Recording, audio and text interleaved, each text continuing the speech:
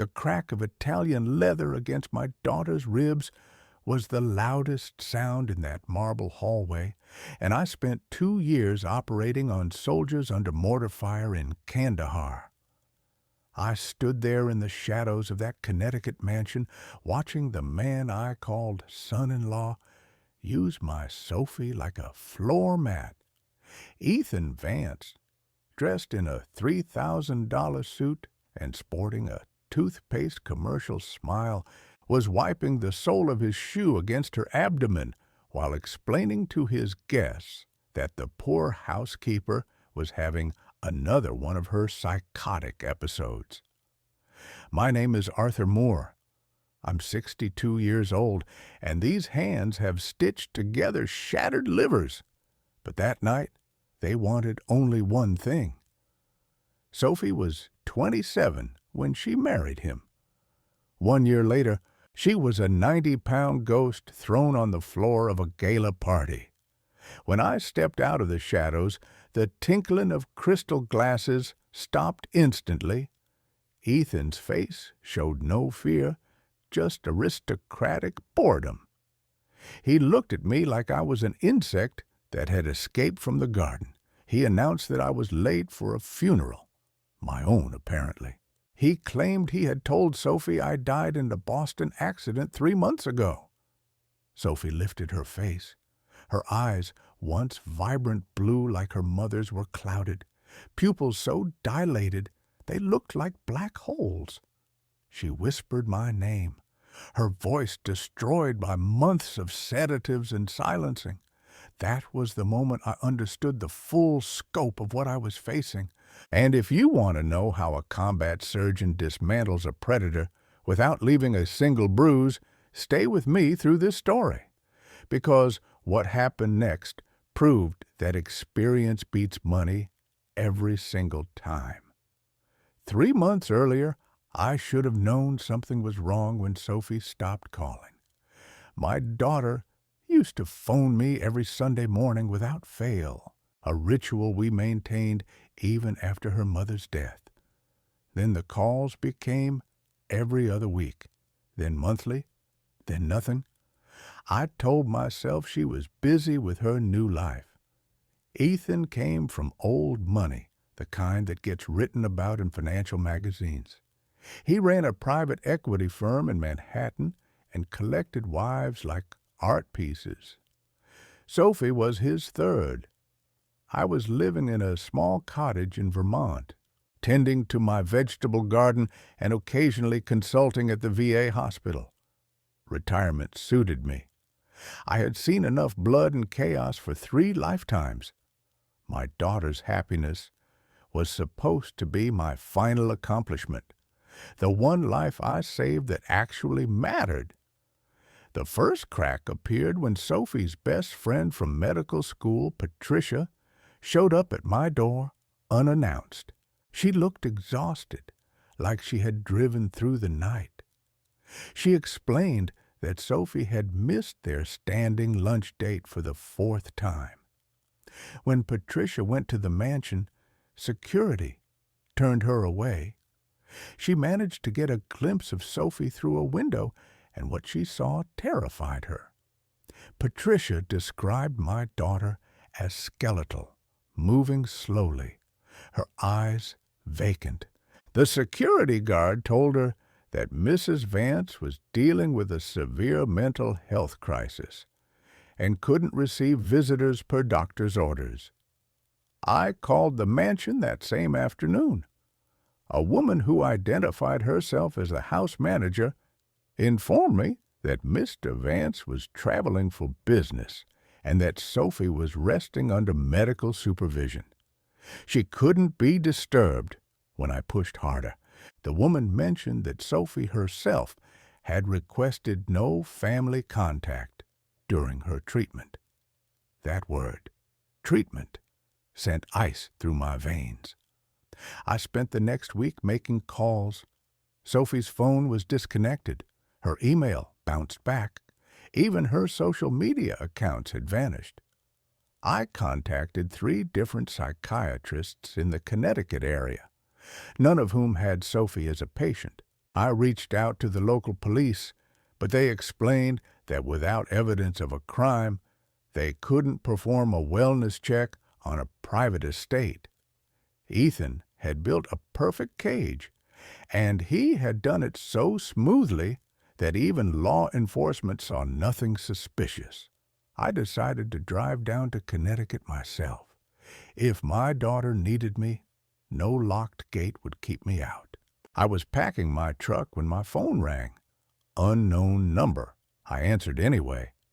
The voice on the other end belonged to a man who introduced himself as Liam O'Connor. He said he served with the 75th Ranger Regiment and that I had saved his arm from amputation in a field hospital outside Kabul 10 years ago. He explained that he now worked private security for high-end events in Connecticut, and 2 nights ago he worked a charity gala at the Vance estate. Liam told me what he saw there made him physically ill.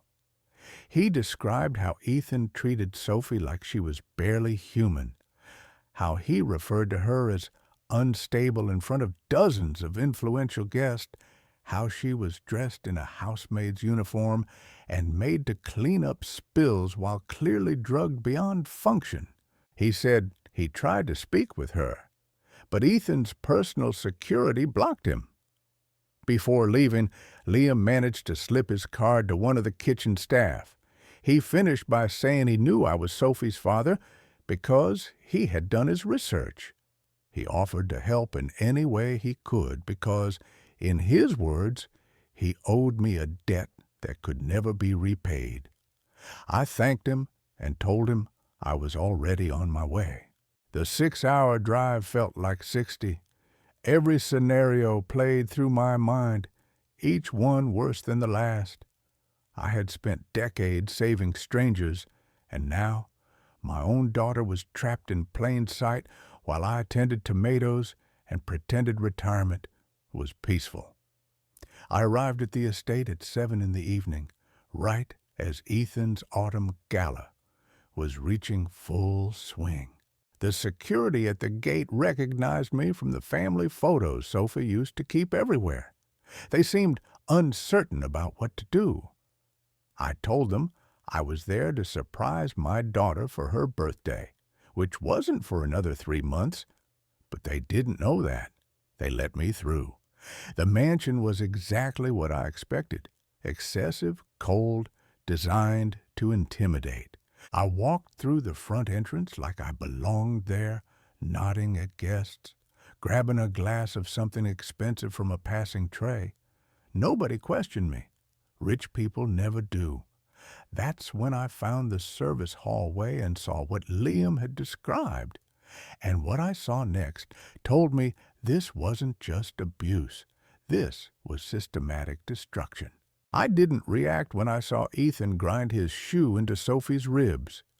Every instinct from my military days kicked in. Assess, calculate, plan. Emotional reactions get people killed. I needed information before I could extract her. I stepped back into the shadows before anyone noticed me, making my way toward the kitchen, where Liam said he had allies. The kitchen was massive, all stainless steel and marble, staffed by a crew of 6 who moved with military precision.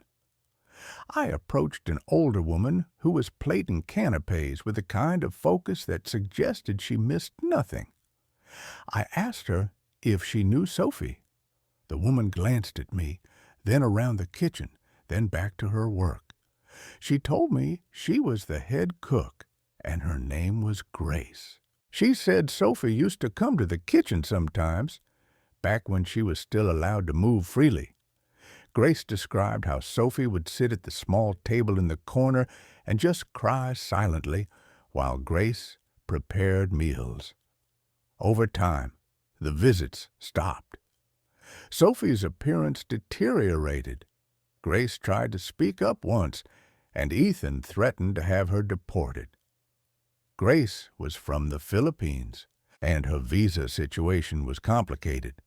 I asked Grace what she knew about Sophie's medications. Grace hesitated, then led me to a locked pantry.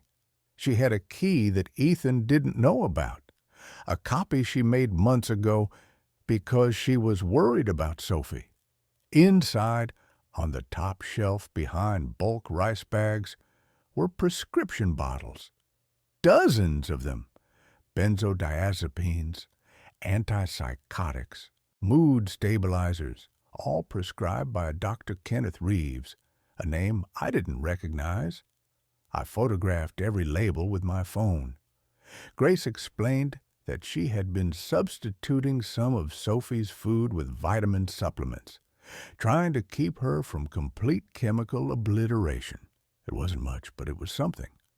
She said Sophie was being kept in the East Wing, in what Ethan called the wellness suite. Grace had never been allowed inside, but she heard things. Crying, begging, silence that was somehow worse.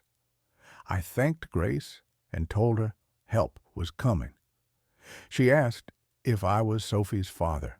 When I confirmed, she pulled out her phone and showed me photos she had been secretly taking for months.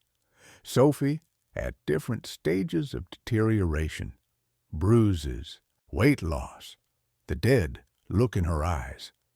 Grace said she didn't know what to do with the evidence because she was terrified of Ethan's reach.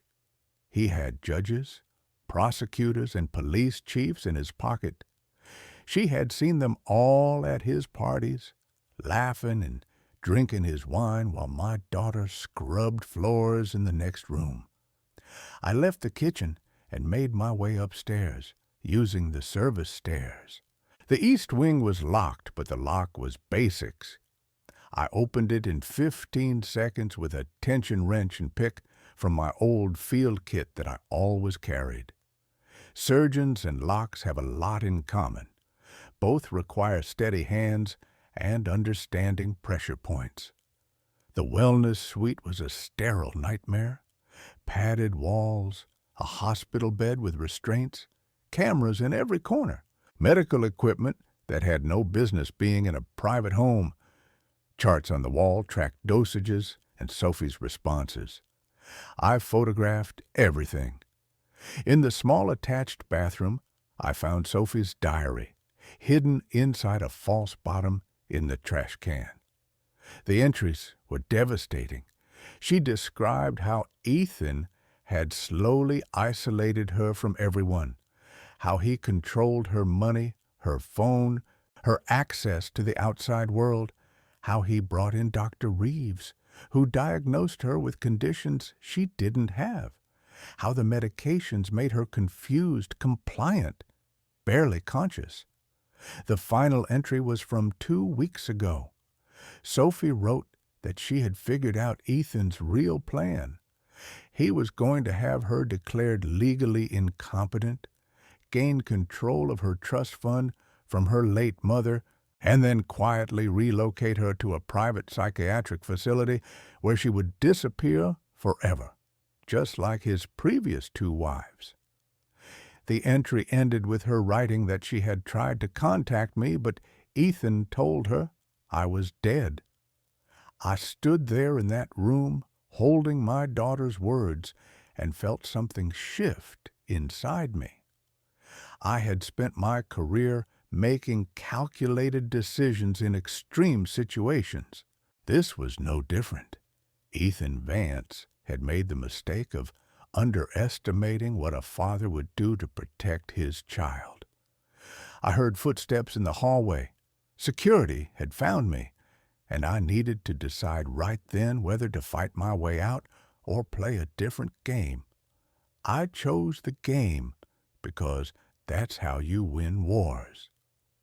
The security guard who found me was young, maybe 25, built like he spent more time in the gym than learning how to actually handle threats. He demanded to know what I was doing in the restricted area. I told him I was Sophie's father and had gotten lost looking for the bathroom. I added a slight tremor to my hands and let my posture slouch just enough to seem harmless. He bought it immediately, Old and confused, that's all he saw. He escorted me back downstairs, where Ethan was waiting in his study, alerted by the security cameras. The study was decorated with expensive art and first edition books that I doubted he had ever read. Ethan sat behind his desk like a CEO conducting a termination meeting. He started by expressing surprise that I was alive, noting that he had heard I died in Boston. I played into it, acting confused about the miscommunication, apologizing for showing up unannounced. I mentioned that I had been worried about Sophie since we hadn't spoken in months. Ethan's expression shifted into concern so fake it was almost impressive. He explained that Sophie had been struggling with severe mental health issues, that she had inherited them from her mother's side, and that he had been doing everything possible to get her the best care. He said Sophie herself had requested that I not be contacted because she was embarrassed about her condition. I nodded along, letting him think I was buying every word. He offered me a drink, expensive scotch that probably cost more than my truck. As he poured, he casually mentioned that Sophie had signed medical power of attorney over to him, giving him full authority over her treatment decisions. He said it was necessary because she was no longer capable of making rational choices for herself. I asked if I could see her. Ethan hesitated for just a fraction of a second, then agreed. He said she was resting, but that a brief visit might be good for her. He warned me that she might not recognize me, that the medication sometimes affected her memory, and that I shouldn't be alarmed if she seemed different. We walked to the East Wing together, Ethan playing the devoted husband concerned about his mentally ill wife. He unlocked the suite and led me inside. Sophie was sitting on the edge of the bed, staring at nothing. When she saw me, something flickered in her eyes, but she didn't speak. Ethan stayed in the room, watching every interaction. He told Sophie that her father had come to visit, that I was worried about her. Sophie looked at me with those hollow eyes and asked, in a voice barely above a whisper, if I was real or if she was hallucinating again. It took everything in me not to grab Ethan by the throat right there. Instead, I played the concerned father, gentle and non-threatening. I told Sophie I was real, that I loved her, and that I was glad to see her getting the care she needed. The words tasted like acid, but they were necessary. Ethan needed to believe I was harmless. After 10 minutes, Ethan suggested we let Sophie rest. We left the suite, and he locked it again. As we walked back downstairs, he made a proposition. He said he understood I might have concerns, and he wanted to address them directly. He offered me $50,000 a month as a consulting fee to stay updated on Sophie's progress. All I had to do was go back to Vermont and trust that he had her best interests at heart. He also mentioned, almost as an afterthought, that if I caused any trouble, he had documentation from Dr. Reeves suggesting that I might be suffering from early-stage dementia, which would explain any confusion about Sophie's situation. I thanked him for his generosity and told him I would think about his offer. Ethan walked me to the front door, satisfied that he had neutralized a potential problem. He shook my hand and suggested I call his office in a few days to discuss the consulting arrangement. As I walked to my truck, I could feel him watching from the window, probably already congratulating himself on handling the situation so smoothly. What Ethan didn't know was that I had spent the entire conversation recording audio on my phone in my jacket pocket. Every lie, every manipulation, every threat disguised as concern. I drove to a hotel 20 minutes away and immediately called Liam. He arrived within an hour, along with a woman he introduced as his business partner, Nicole, a former Army intelligence analyst who now specialized in private investigations. I showed them the photos, the audio recording, and the pages from Sophie's diary that I had photographed. Nicole listened carefully, then explained that what we had was good, but not enough for immediate law enforcement action. Ethan's connections ran deep, and without Sophie able to testify coherently, any legal action would get buried in red tape and expensive lawyers. Nicole said we needed two things: concrete evidence of fraud or illegal confinement, and we needed Sophie conscious enough to confirm she wanted out. Liam suggested a tactical extraction, but I shut that down. Ethan would just report it as a kidnapping, and we'd be the criminals. We needed to dismantle his operation from the inside, gather irrefutable evidence, and then move. Nicole had a contact at the state medical board who could investigate Dr. Reeves quietly. She also had a friend at the FBI who specialized in elder abuse and fraud cases. Though Sophie wasn't technically an elder, the pattern with Ethan's previous wives might qualify for federal interest.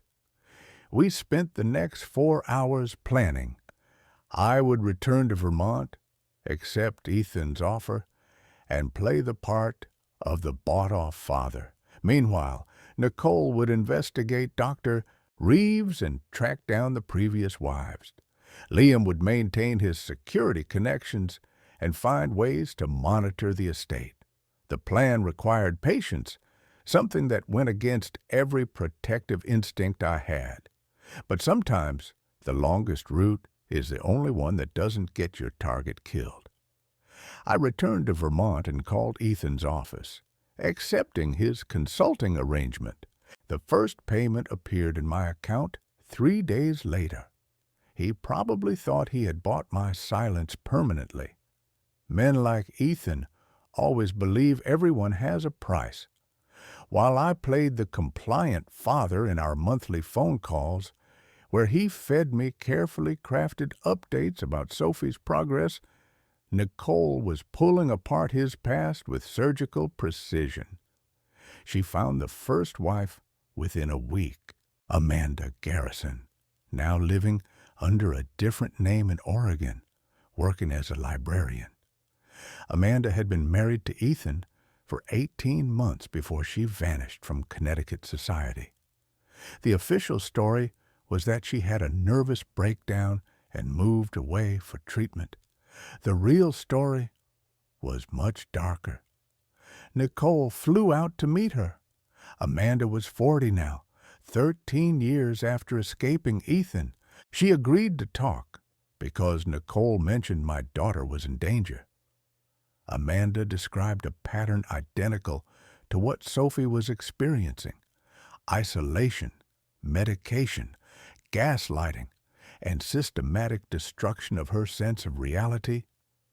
Ethan had married her for her family's pharmaceutical company connections.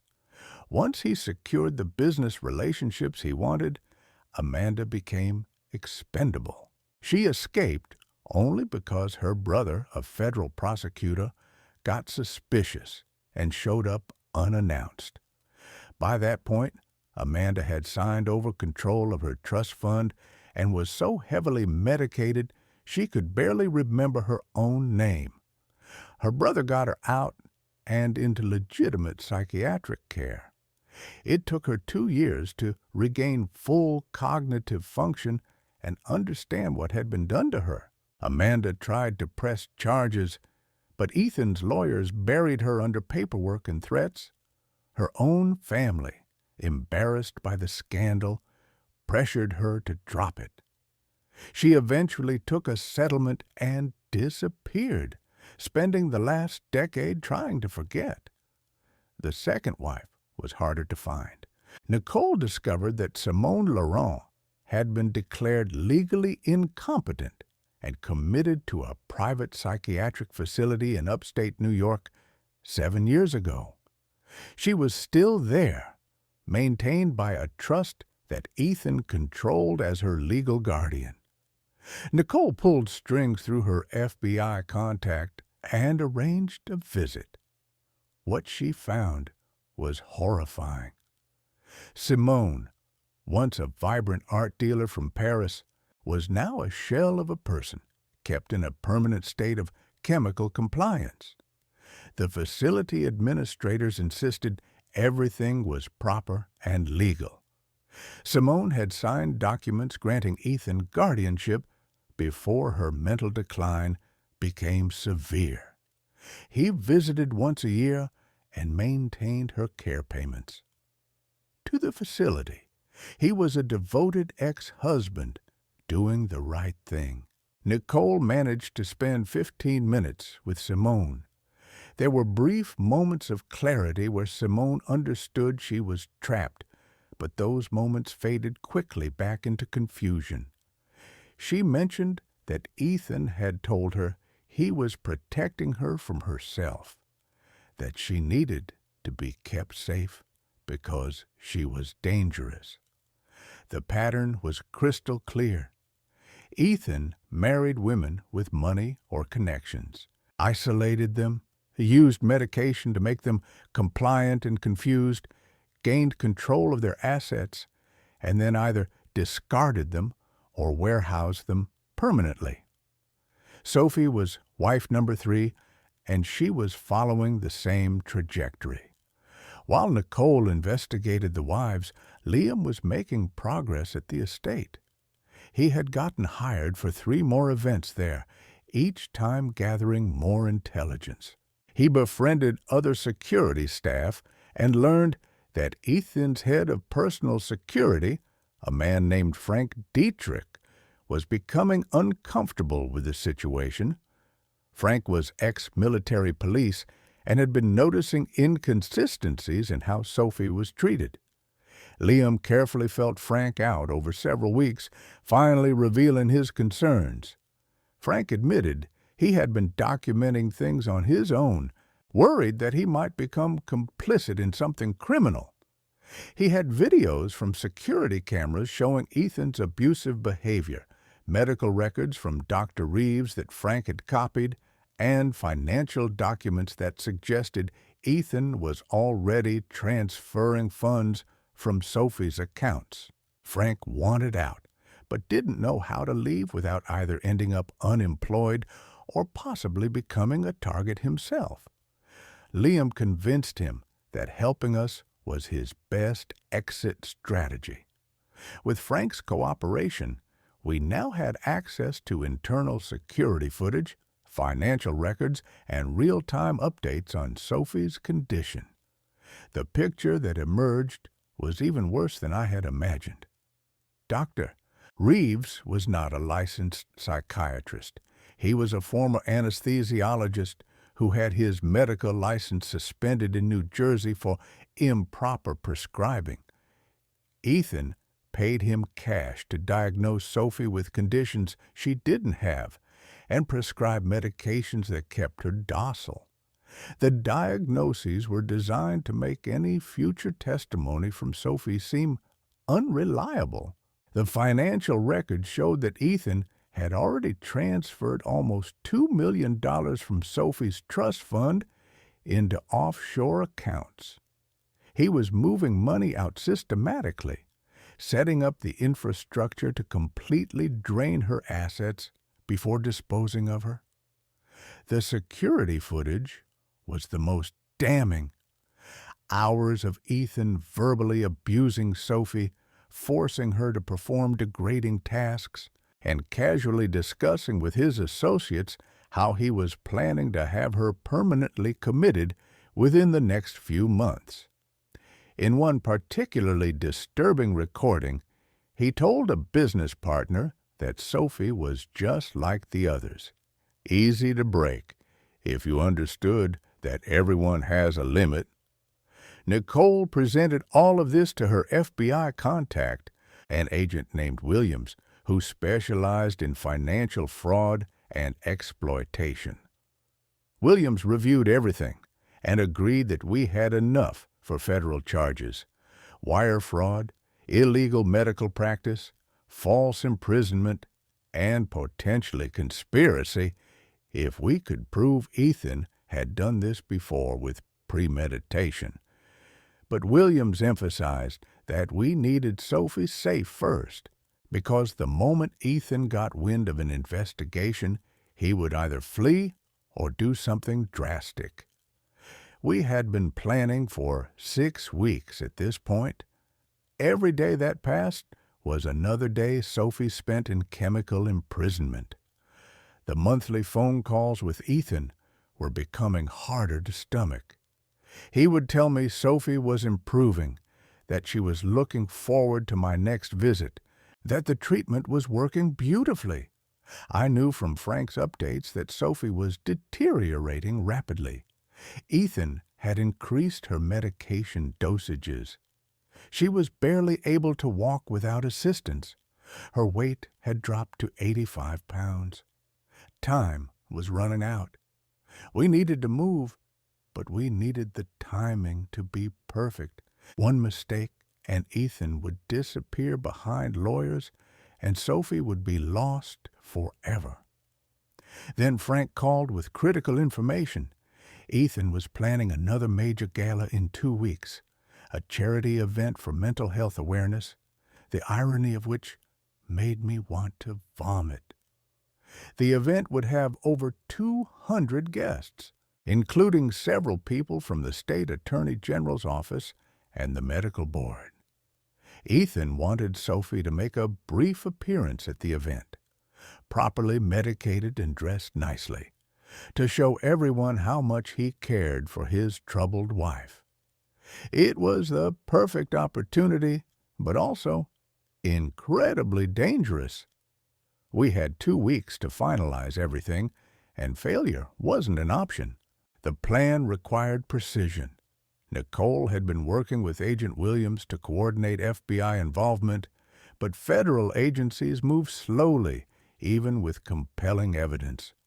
We couldn't wait for perfect legal timing. Sophie was running out of time, and my daughter's life mattered more than bureaucratic procedures. Frank provided us with detailed layouts of the estate, security schedules, and camera blind spots.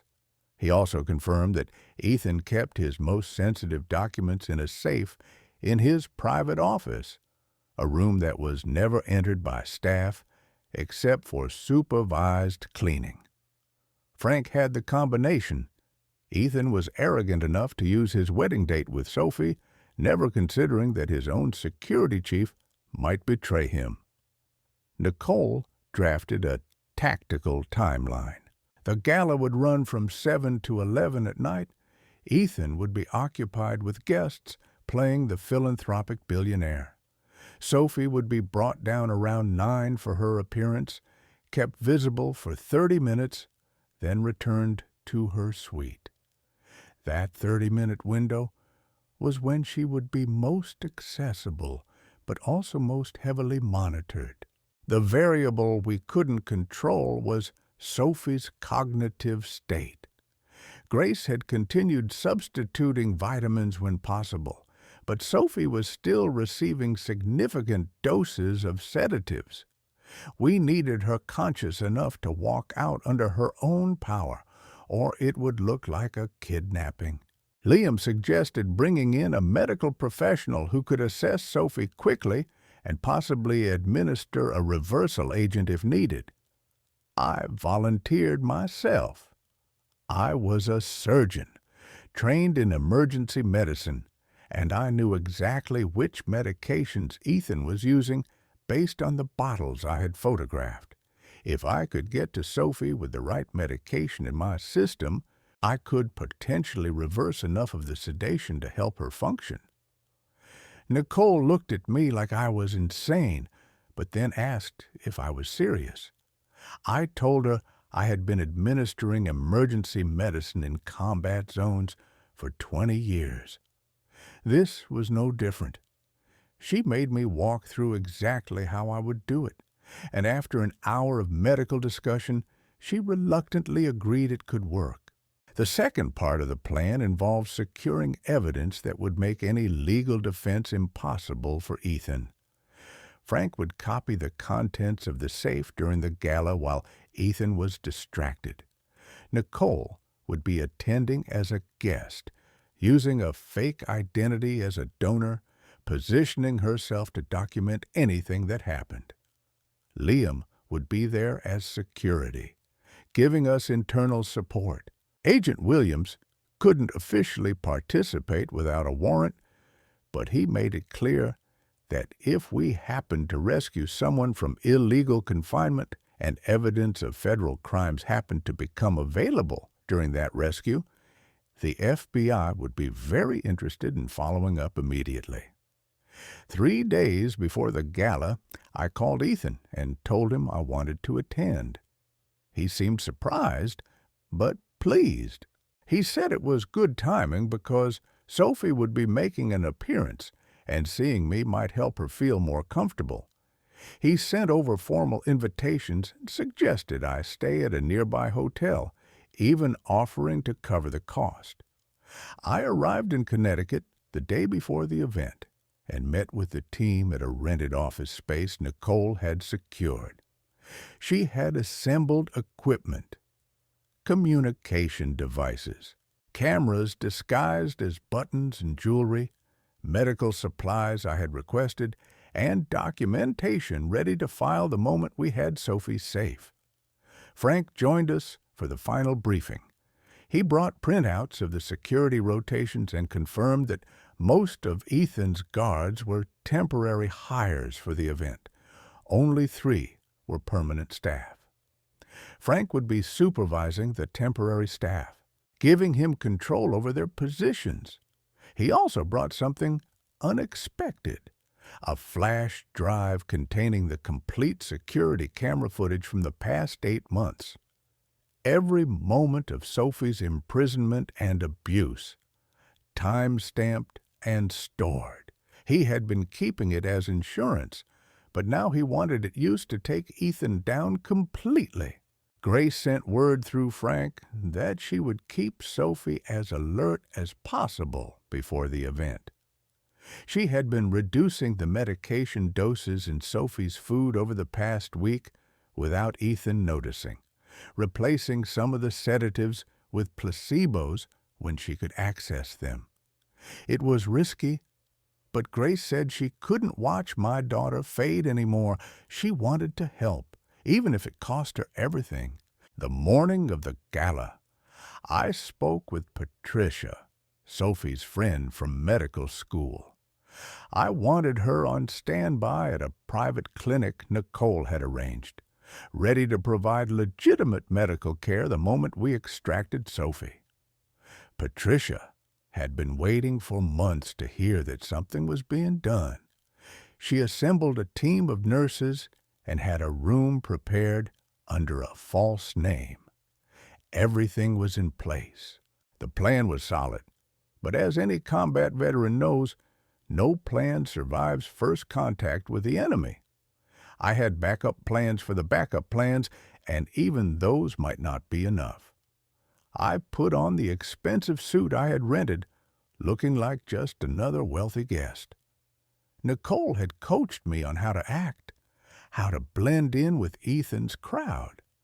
I practiced looking impressed by things that disgusted me. That evening, as I drove to the estate, I thought about Sophie as a child. She used to follow me around the house, asking 1,000 questions about everything. She was curious, bright, fearless. Her mother and I used to joke that she would either become a doctor or a detective because she needed to understand how everything worked. Then her mother died, and I failed Sophie by trying to control her life instead of trusting her to live it. I had been so terrified of losing her that I pushed her toward someone who promised stability. Ethan had seemed perfect on paper, successful, cultured, from a good family. I encouraged their relationship. I walked her down the aisle. I handed my daughter to a monster because I was too blind to see what he was. Tonight, I would correct that mistake, or I would die trying. The mansion was lit up like a palace. Valets took cars. Guests streamed in wearing clothes that cost more than most people earned in a year.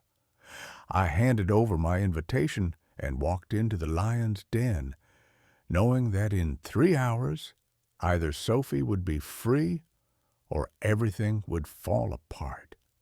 I saw Ethan holding court in the main salon, surrounded by admirers.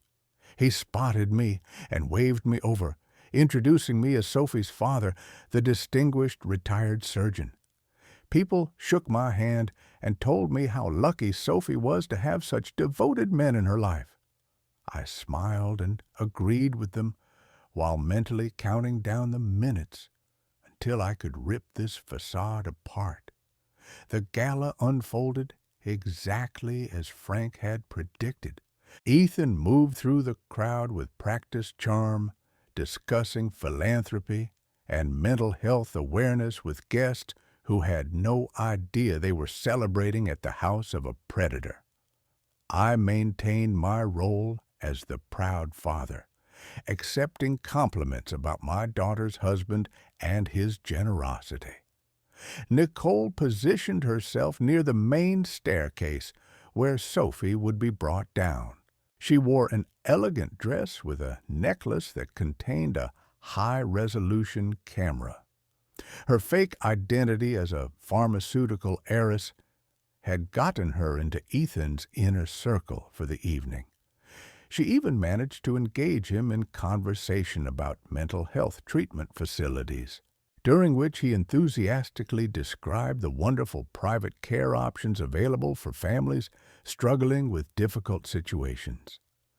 Liam supervised the security team, subtly ensuring that the temporary guards were positioned away from critical areas. Frank kept the permanent staff busy with manufactured issues that needed attention. The coordination was military precise. At 8:30, I excused myself from a conversation with a hedge fund manager and made my way toward the service areas. Frank had left a staff jacket and identification badge in the bathroom near the kitchen. I changed quickly, transforming from distinguished guest to invisible help in 30 seconds. Grace was waiting in the kitchen corridor. She looked terrified, but determined. She confirmed that she had given Sophie only minimal medication that evening and had included extra vitamins with her dinner. Sophie was more lucid than she had been in weeks, but that also meant she was more aware of her imprisonment, which made her more distressed. Grace led me through the service passages to the east wing. We had a 12-minute window, while Ethan was occupied with a major donor presentation in the library. Frank was monitoring his location through security cameras and would alert us if he moved early. The wellness suite was locked, but I had Frank's key. Inside, Sophie was sitting by the window, dressed in an expensive gown that hung on her skeletal frame. She turned when we entered, and for the first time in months, I saw recognition in her eyes. She whispered my name, asking if this was real or another hallucination that the medications caused. I told her I was real, that I was there to take her home, but I needed her to trust me and stay calm for the next hour. Sophie started crying silently, tears running down her hollow cheeks. She said she thought I was dead, that Ethan had shown her obituaries and funeral programs, that she had grieved for me while imprisoned. The psychological torture went even deeper than I had realized. I did a quick medical assessment. Her vitals were weak but stable, pupils still somewhat dilated from the medications, but reactive. Cognitive function was impaired, but better than I had feared. I had brought a mild stimulant, something that would help counteract the sedatives without being obvious. I administered it carefully, explaining what it would do. Grace helped Sophie into a different dress, something less formal that wouldn't draw as much attention. We needed her to look composed, but not like she was being paraded around. The plan was for her to make the scheduled appearance, but instead of returning to the suite afterward, we would move her to Nicole's car and leave. But Sophie stopped us before we could proceed. She said we couldn't just take her and run. She explained that Ethan had lawyers and police contacts ready to declare any extraction a kidnapping. She knew because she had overheard him discussing contingency plans with his head attorney. If we removed her without unassailable evidence, he would have her declared mentally incompetent and returned to his custody within hours. She was right, and I knew it, but I had come too far to leave her in this place one more day. Sophie then said something that changed our entire approach. She told me Ethan kept recordings of everything in his office safe, not just documents, but video and audio files of his conversations about all three wives, his plans, his methods. He kept them as insurance against his business partners ever trying to use his activities against him. He believed the recordings proved he was clever, not criminal. She had seen him watching them once, years ago, when she was still allowed in his office. He had laughed while reviewing footage of himself manipulating her into signing documents. He called it his highlight reel. That evidence would be irrefutable, not just for Sophie's case, but for Amanda and Simone as well. It would destroy any defense his lawyers could construct. I contacted Nicole through the discreet earpiece we were all wearing. She confirmed Frank was already planning to access the safe, but having Sophie's testimony about what was inside would make it even more valuable legally. Agent Williams, who was monitoring our communications from an FBI vehicle a mile away, stated that if we could secure those recordings along with testimony from Sophie about their contents, he could get emergency warrants executed tonight. The timeline compressed. Frank would need to access the safe during Sophie's appearance, while Ethan was distracted. Nicole would need to keep Ethan engaged and visible, establishing his location away from the office. Liam would need to handle any security complications, and I would need to keep Sophie stable and moving. At 9 o'clock, Frank sent the signal. Security positions were set. Ethan was in the main salon, preparing to introduce Sophie to the guests. It was time. Grace and I walked Sophie down the service stairs and positioned her at the entrance to the salon. Up close, under the soft lighting, she looked almost normal. The makeup Grace had applied hid the worst of the weight loss. The dress concealed how thin she had become. Anyone who didn't know her would see a shy, elegant woman. Only those who knew would see the ghost. Ethan spotted us and moved toward Sophie with his arm extended, ready to guide her into the room. He glanced at me in the staff jacket and gave a slight nod of approval, thinking I was just another hired servant. But then Sophie did something we hadn't planned for. She stepped away from his reach and walked into the salon on her own, head up, moving slowly but deliberately. Ethan's expression flickered with confusion and then concern. This wasn't the heavily sedated, compliant wife he expected. Sophie walked to the center of the room, and the conversations died down as guests noticed her. Ethan recovered quickly, moving to her side, playing the supportive husband. He started to introduce her talking about her bravery in facing her mental health challenges, his voice dripping with false compassion.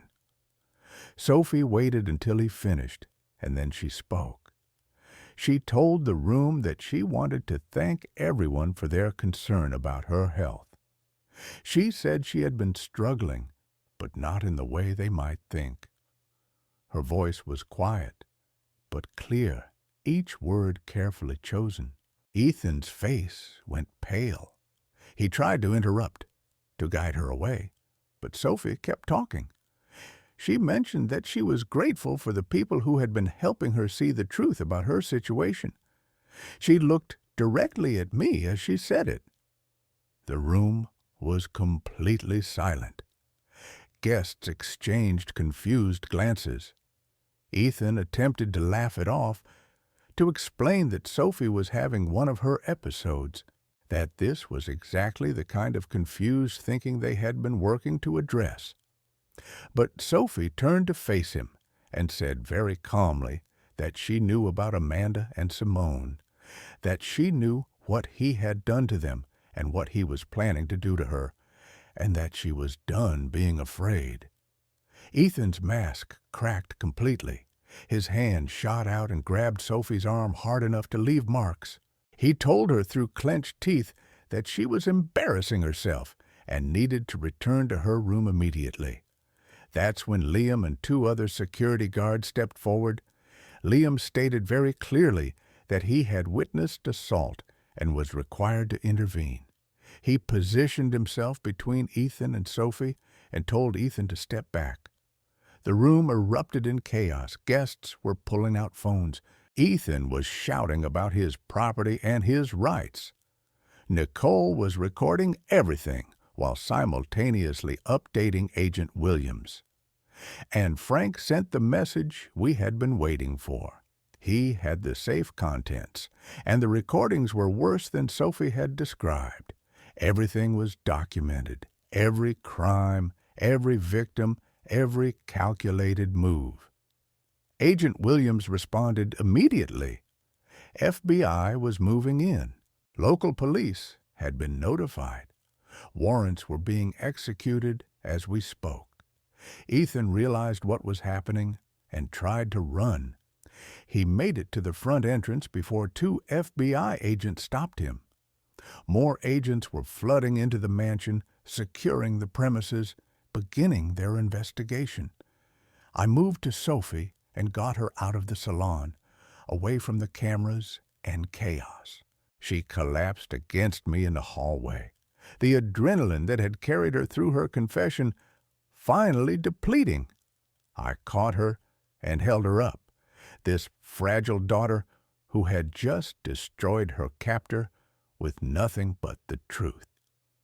She looked up at me and whispered that she was sorry she hadn't been strong enough to fight him sooner. I told her that surviving was strength, that every day she held onto herself was an act of warfare, and that she had nothing to apologize for. The FBI took Ethan into custody that night. His lawyer showed up within the hour, but by then the evidence was already being processed. The recordings, the financial documents, Frank's security footage, Grace's testimony, the medical records from Dr. Reeves. It was an avalanche of documentation that no amount of legal maneuvering could bury. As agents worked through the mansion, I walked Sophie out to Patricia's waiting car. The gala guests were being interviewed one by one, their phones being checked for footage of Sophie's statement. Nicole had already uploaded her recordings to Agent Williams as backup. Sophie looked back at the mansion once before we drove away. She said she had been so afraid that no one would believe her, that Ethan's power was too great, that she would die in that suite and be forgotten like the others. I told her that was never going to happen, because she forgot one thing. She asked what that was. I told her she underestimated what a father would do when someone hurt his daughter. The FBI raid on Ethan's estate lasted 14 hours. They found evidence of crimes beyond what we had documented. Wire fraud involving 6 other victims, tax evasion on a massive scale, illegal medication distribution through Dr. Reeves, and documentation of plans to target a 4th potential wife who was already being researched. Dr. Reeves was arrested at his home that same night. He attempted to destroy evidence but was stopped by federal agents who had been monitoring his communications for hours. When offered a deal to testify against Ethan in exchange for a reduced sentence, he provided information that made the case even stronger. He described in detail how Ethan had approached him 5 years ago with a specific request: medical protocols to make someone compliant and confused without leaving obvious signs of physical abuse. Amanda flew in from Oregon the next day to give her testimony. Seeing her meet Sophie at Patricia's clinic was devastating and powerful. 2 women who had survived the same predator, finally able to speak their truth without fear. Amanda's testimony provided a pattern of behavior that demolished any defense of the treatment being legitimate care. Simone's situation was more complex. Nicole and Agent Williams worked with the New York State Attorney General to investigate the facility where she was being held. Within 48 hours, Simone was removed from Ethan's guardianship and placed under state protection while undergoing evaluation by independent medical professionals. The preliminary assessment suggested that with proper treatment and time away from the medication regimen Ethan had enforced, she might recover significant cognitive function. The facility administrators who had kept Simone imprisoned were facing their own charges for accepting payment to maintain a false diagnosis and inadequate care. Frank, Grace, and Liam were all granted immunity in exchange for their cooperation. Frank's security footage became the prosecution's most valuable visual evidence, showing Ethan's calculated cruelty in devastating detail. Grace's testimony about the medication substitution proved premeditation on Ethan's part to keep Sophie chemically controlled. Liam's documentation of his observations provided crucial timeline corroboration. Ethan's legal team was formidable, comprised of attorneys who specialized in defending wealthy clients against serious charges. They attempted to argue that Sophie was mentally unstable and had misinterpreted legitimate medical care. They tried to claim that Ethan was a devoted husband trying to help his wife through genuine psychiatric issues. But the recordings from Ethan's safe destroyed that defense completely. Agent Williams played them in court during the bail hearing. Hour after hour of Ethan discussing his manipulation tactics, laughing about how easy it was to break someone's sense of reality, planning how to drain assets before disposing of wives he had grown tired of. In one particularly damning recording, Ethan told his attorney that the key to the operation was making the victims believe they were actually mentally ill, that once someone doubted their own sanity, they would accept any diagnosis and any treatment. He described it as psychological aikido, using someone's own mind against them. The judge denied bail, citing flight risk and danger to potential victims. Ethan was remanded to federal custody pending trial. The media coverage was intense. Ethan had been a public figure, a philanthropist, someone whose name appeared on hospital wings and university buildings. The revelation that he was a serial abuser who had destroyed multiple women while maintaining a public image of charitable concern made headlines for weeks.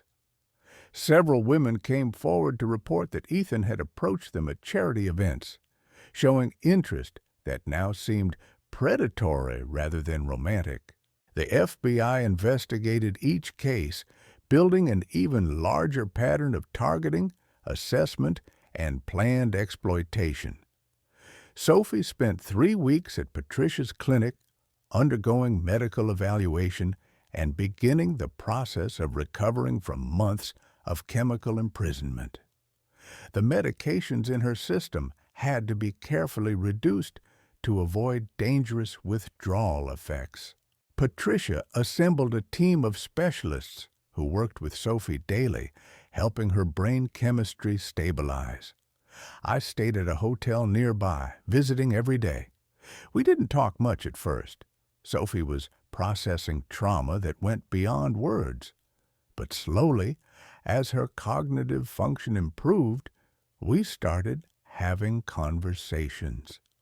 Real conversations, not the hollow exchanges we had when Ethan controlled everything. Sophie told me about the early days of her marriage, how subtle the control had been at first. Ethan had been charming and attentive, but there were small tests. He would suggest she skip lunch with a friend, saying he had special plans for them, and then gauge her reaction when she agreed. He would casually mention that her clothes were a bit too casual for his social circle, watching to see if she would change her wardrobe. Each test led to larger demands. Skip the friend, then stop calling her entirely. Change the clothes, then let him choose everything. Allow him to manage her finances because he was better at it. Then sign documents without reading them because he assured her they were routine. By the time she realized what was happening, she was already isolated and financially dependent. And when she tried to push back, the medications began. Sophie said the worst part wasn't the physical abuse or the imprisonment. It was the systematic destruction of her ability to trust her own perceptions. Ethan would tell her things had happened that she didn't remember, show her documents she supposedly signed that she had no memory of creating, describe conversations they had that she couldn't recall. Combined with the medications that actually did affect her memory, she started believing she was losing her mind. She said she almost gave up completely when Ethan told her I was dead. That loss of hope was what he wanted, someone who believed they had no rescue coming, no one who cared enough to fight for them. I apologized to her then for every way I had failed her before Ethan, for being too controlling, too protective, too convinced that I knew what was best for her life.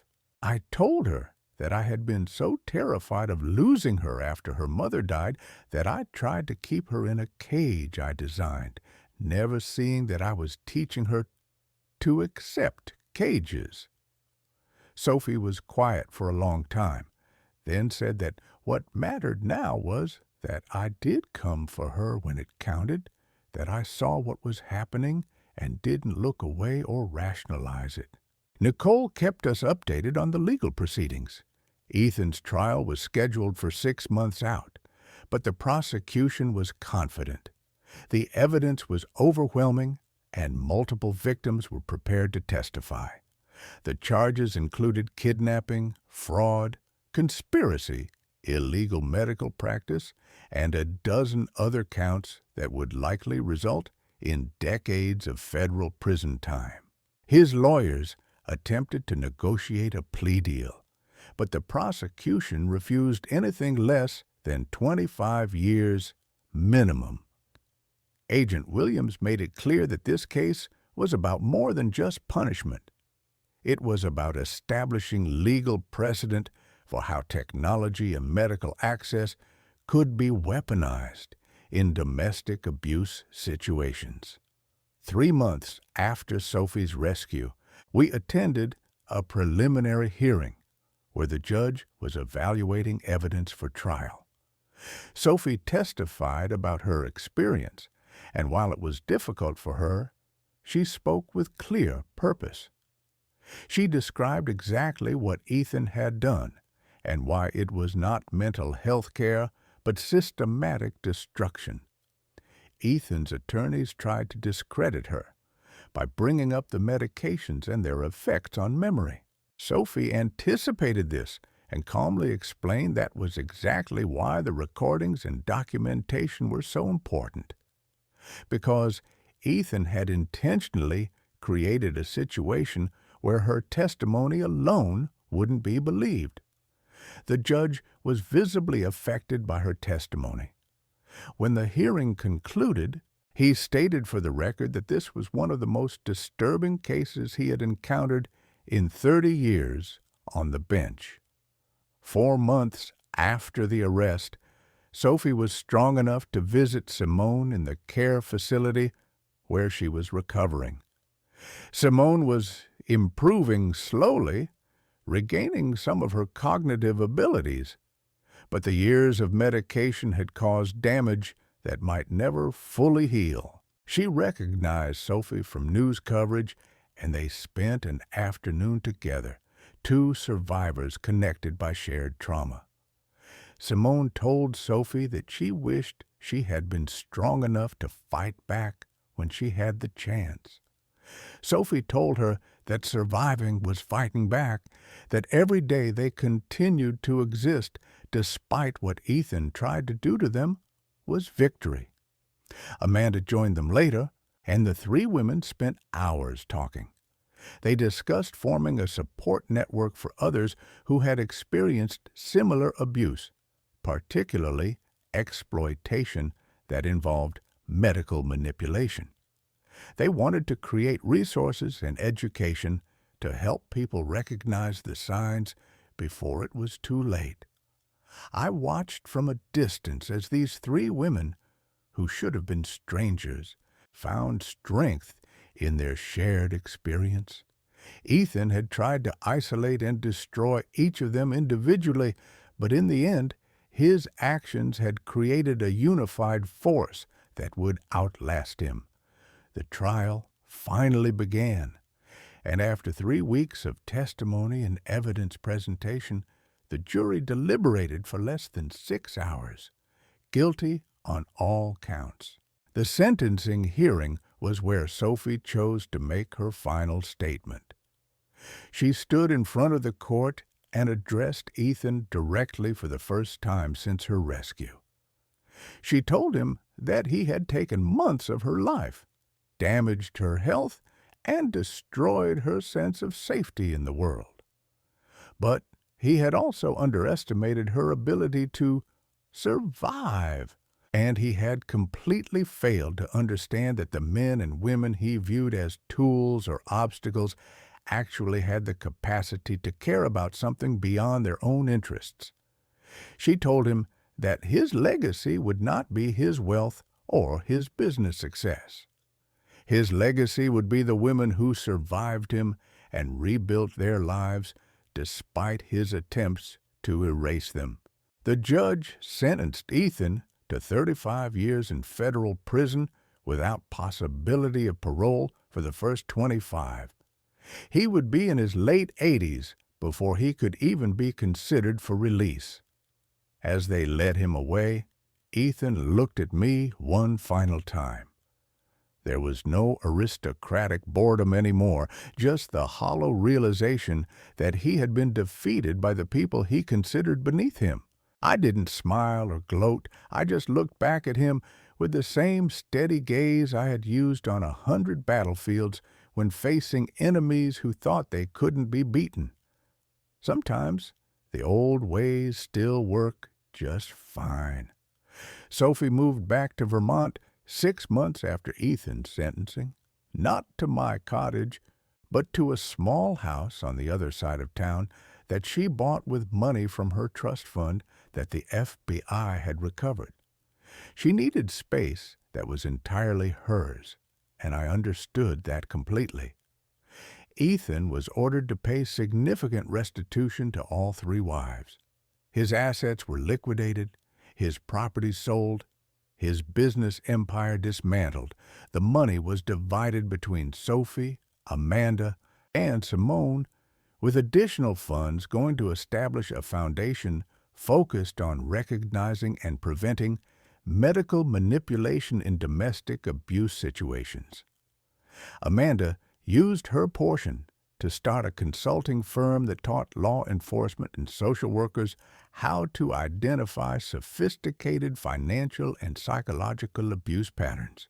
She had finally transformed her trauma into expertise that could help others. Simone's recovery continued slowly. She regained enough function to participate in daily decisions about her care, though she would likely never return to her previous cognitive level. Her family in France, who had been estranged during her marriage to Ethan, reconnected and arranged for her to receive care in Paris. Sophie and Amanda visit her twice a year, maintaining the connection that had helped all three of them survive. Dr. Reeves received 15 years for his role in the scheme. His testimony had helped convict Ethan, but it didn't excuse his willing participation in destroying multiple lives. The medical board hearings that followed led to policy changes about how prescription medications for psychiatric conditions are monitored, particularly when patients are isolated from family and outside medical oversight. Frank found work with a security firm that specialized in protecting domestic abuse survivors. His experience and his willingness to stand against his employer made him valuable to an organization that needed people who understood how predators operate. Grace continued working as a private chef, but now for families recommended by Patricia and Nicole, people who valued loyalty and moral courage. Liam and Nicole formed a partnership specializing in private investigations for families concerned about potential exploitation of vulnerable relatives. Their first year in business brought them 40 cases, each one involving sophisticated financial or medical abuse. They solved 36 of them, bringing evidence to authorities that led to prosecutions. Patricia expanded her practice to include treatment for survivors of medication-based abuse, developing protocols for safely reversing chemical dependency created by unauthorized prescribing. She published papers on the topic that became standard reading in psychiatric residency programs. Agent Williams led a federal task force that investigated similar cases across the country. Ethan's case had revealed how easily wealth and medical access could be combined to create nearly invisible prisons. Williams and his team found 17 other situations with similar patterns, leading to a coordinated effort that resulted in dozens of arrests and the rescue of 23 people from situations comparable to what Sophie had endured. Sophie herself returned to school, finishing her medical degree that she had abandoned when she married Ethan. She specialized in forensic psychiatry, specifically focusing on how to identify and document psychological manipulation in legal contexts. Her testimony as an expert witness has helped convict 8 other abusers who tried to use medical justifications for their control. As for me, I sold my cottage and bought a small place near Sophie's house. Not too close, she needed her independence, but near enough that I could be there if she needed me.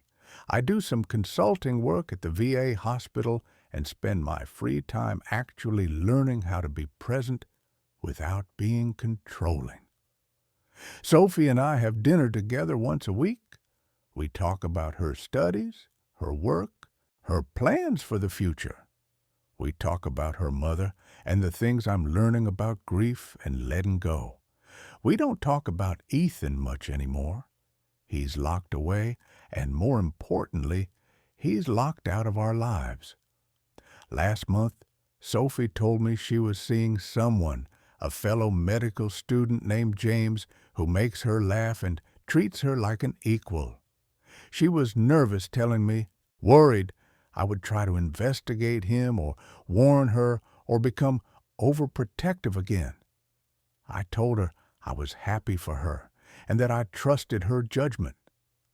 She looked at me like she was waiting for the other shoe to drop, for the lecture or the concern or the attempt to control. When none of that came, she smiled, and it was the first truly relaxed smile I had seen from her in years.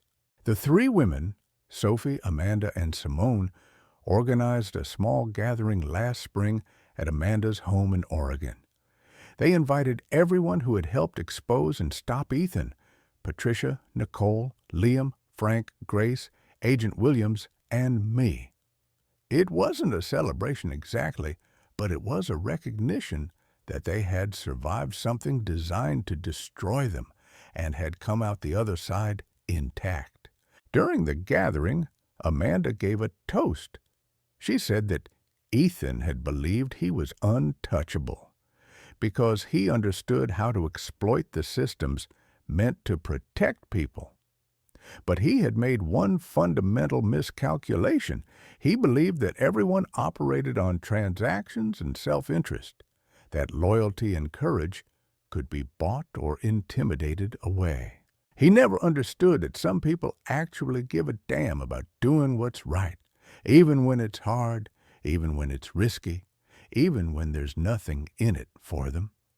Sophie added that the greatest revenge against someone who tried to erase you is to live fully, loudly, and freely. Every day she gets to make her own choices, have her own thoughts, and build her own life is a victory he can never take away. I think about that often now. I spent decades in war zones, saving lives under impossible circumstances, thinking that was the most important work I would ever do.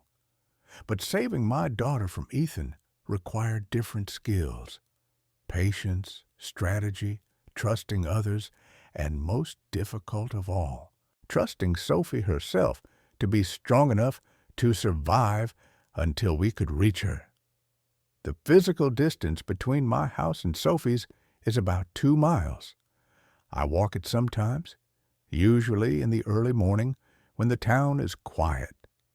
2 miles of freedom that she earned by refusing to give up even when everything was designed to make her disappear. Ethan Vance sits in a federal prison cell, probably still believing he was just unlucky, that his system was perfect except for a few unexpected variables. He doesn't understand that there was no luck involved. He lost because he chose the wrong target and underestimated the wrong people. Sophie is hiking the Appalachian Trail this summer, something she had always wanted to do but never felt free enough to attempt. She sends me photos from the trail, her face tanned and strong, her smile genuine. I keep those photos on my phone, reminders that sometimes the battles you fight in hallways and courtrooms matter just as much as the ones fought with scalpels and sutures. If you're watching this from somewhere far away, wondering if one person can make a difference against someone powerful, remember this: Ethan Vance had money, lawyers, and connections that reached into every influential institution in Connecticut. But he didn't have what we had: people who believed that Sophie's life mattered more than comfort or safety or following rules that protected predators. Subscribe if you want to hear more stories about what happens when old men who've seen too much refuse to look away. Comment and tell me where you're watching from. And if you know someone who might be trapped the way Sophie was, don't wait. Don't assume someone else will help. Be the person who gives a damn, because 35 years from now, When Ethan Vance is an old man himself, he'll remember that he lost everything to a 62-year-old surgeon who loved his daughter more than Ethan loved his own power. And that's the only legacy that matters.